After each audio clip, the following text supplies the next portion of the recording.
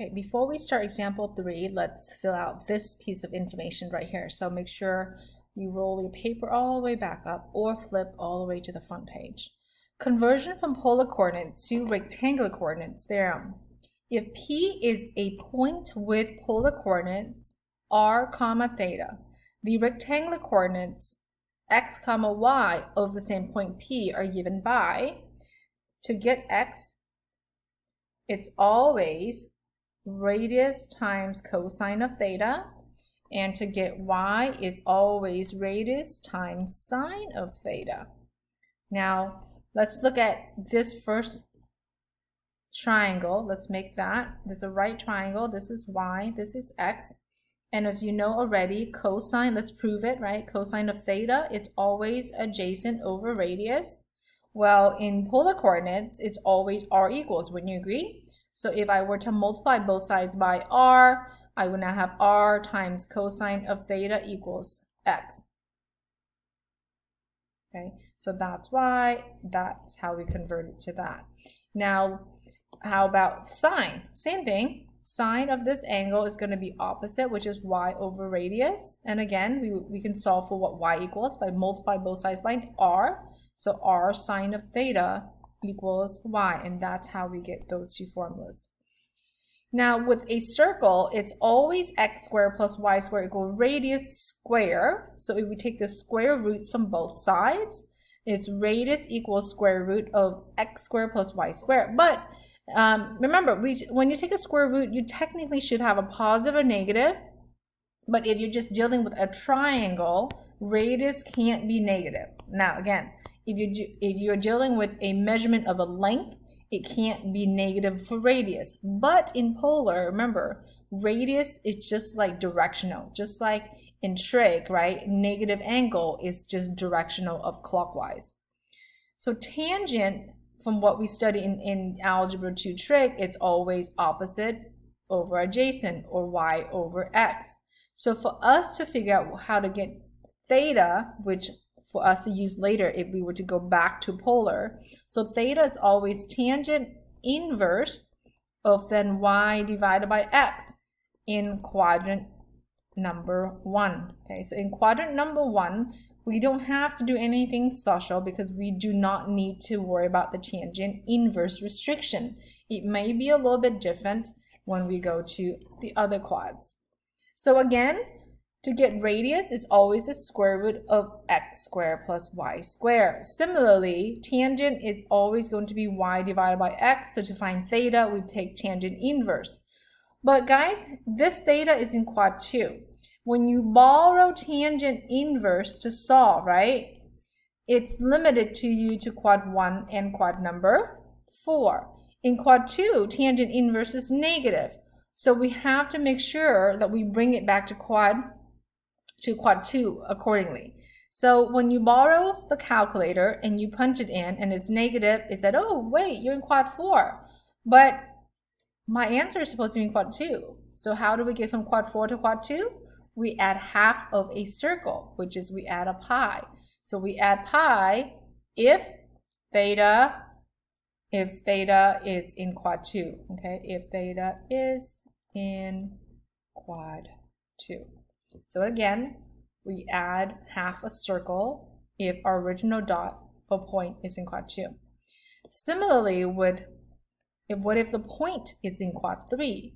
Well, when we borrow tangent inverse, right, to solve for it, it can only give us answer in quad 1 and 4.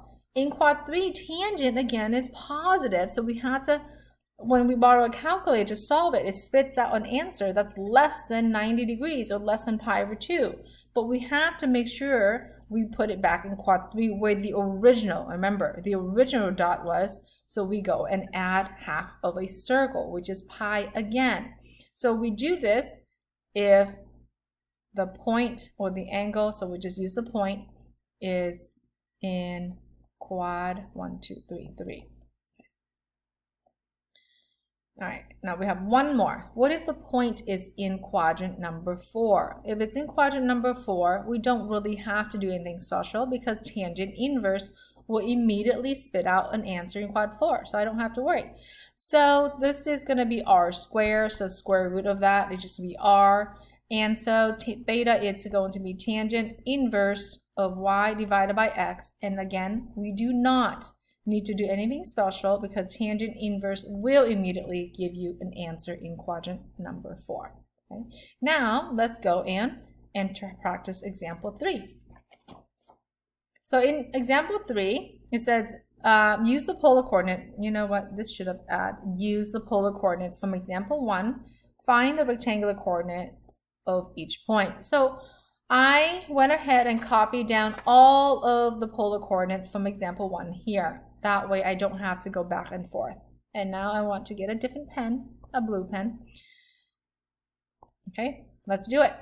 Rectangular coordinate meaning that we're looking for x comma y. Okay, so earlier we just went over x is always cosine r times cosine of theta, and so let's find x.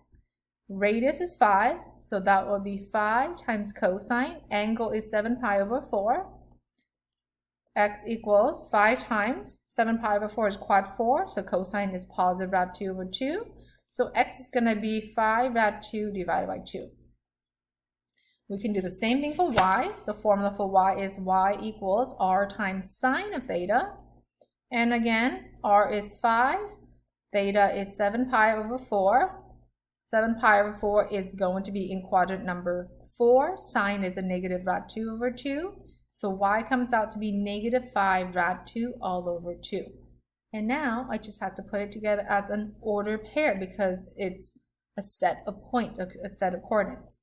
So 5 rad 2 all over 2, comma, negative 5 rad 2 all over 2. And that's my final answer.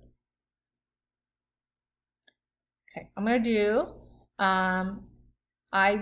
how about this? I will do C and D, and I'm going to leave B for you to try. Okay, so right now go ahead and hit pause, do B for me. Once you're done, unpause, and then listen to C. C, same thing. I'm going to do r cosine of theta. R happens to be a value of what? Negative 2. Cosine 0. Well, cosine 0 is going to be cosine 0 is 1. So guess what? You get a negative 2 back. And y is r times sine of theta. Y is, radius again is negative 2. Sine of 0, oops, 0, not theta. Well, sine of 0 is 0. So negative 2 times 0 is now 0. What? It's the same exact answer as polar and rectangular? Yes, it is. Okay. Yes, it is. All right. Now I'm going to go D because remember your job was to do B. So x equals r cosine of theta. R is negative 6 cosine of pi over 3. Then x equals negative 6 cosine of pi over 3 is going to be 1/2. So that will give me a negative 3. Y equals r sine of theta. R again is negative 6 sine of pi over 3. Then that will give me negative 6 times radical 3 divided by 3. This will give me, rad 3 over 2. And this will give me negative 3 rad 3. So put it together as an ordered pair, negative 3, comma, negative 3 rad 3. Box that up. So hopefully by now you should have an answer for B. Did you come up with 3 rad 3 all over 2, comma, negative 3 over 2? Okay. Hopefully you guys have a matching answer for B. If not, make sure you ask me to go over it in class for you.